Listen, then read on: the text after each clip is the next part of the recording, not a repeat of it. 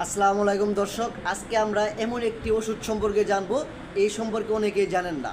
সেটি হচ্ছে কিট, অর্থাৎ আমরা যে অনেকে 1 থেকে 1.5 মাসের বাচ্চা নষ্ট করে ফেলি ফার্মেসি থেকে এই ওষুধ কিনে, সেই ওষুধ সম্পর্কে। সেটি হচ্ছে কিট, তবে এক এক কোম্পানি এক এক নাম দিয়ে রাখে। তো আজকে আমরা জানবো সেই কিট সম্পর্কে।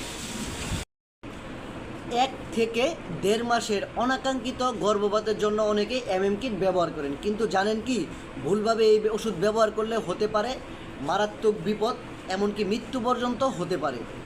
এছাড়াও হতে পারে অতিরিক্ত রক্তক্ষরণ, মারাত্মক সংক্রমণ, এমনকি মৃত্যু। আজকের ভিডিওতে জানবো কিট কী এবং এটি কেন ব্যবহার করা হয়, আর ভুল ব্যবহারের ফলে কি কি বিপদ বা ক্ষতি হতে পারে। কিট সাধারণত গর্ভের অল্প সময়ের বাচ্চা নষ্ট করার জন্য ব্যবহার করা হয়।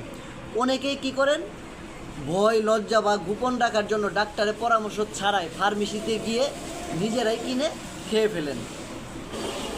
এটাই হচ্ছে সবচেয়ে বড় ভুল। কারণ কি, সবার শরীর একরকম না।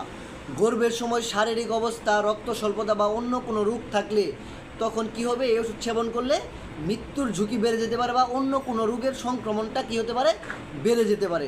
আর ভুলভাবে যদি কিট ব্যবহার করা হয় তাহলে কি কি ক্ষতি হতে পারে, অতিরিক্ত রক্তক্ষরণ হতে পারে, তীব্র পেট ব্যথা, অসম্পূর্ণ গর্ভপাত, অর্থাৎ গর্ভপাতটি আপনার সম্পূর্ণ হবে না, অসম্পূর্ণ থেকে যেতে পারে, তখন আপনাকে ডিএনসি করা লাগতে পারে। এছাড়াও জরায়ুতে ইনফেকশন, মাথা ঘোরা, দুর্বলতা, ভবিষ্যতে সন্তান ধারণের জটিলতা দেখা দিতে পারে। কিছু ক্ষেত্রে রোগীর এত বেশি ব্লিডিং হয় যে খুব দ্রুত তখন হসপিটালে নিয়ে যেতে হয়। আর যদি গর্ভটি জরায়ুর বাইরের দিকে থাকে তাহলে রোগীর মৃত্যুর ঝুঁকি বেশি হতে পারে। তাই কখনো কারো কথা শুনে বা ইউটিউব দেখে নিজে নিজে কিট ব্যবহার করবেন না। গর্ভপাত সংক্রান্ত যে কোনো সিদ্ধান্ত নেওয়ার আগে অবশ্যই একজন নিবন্ধিত চিকিৎসকের পরামর্শ গ্রহণ করুন।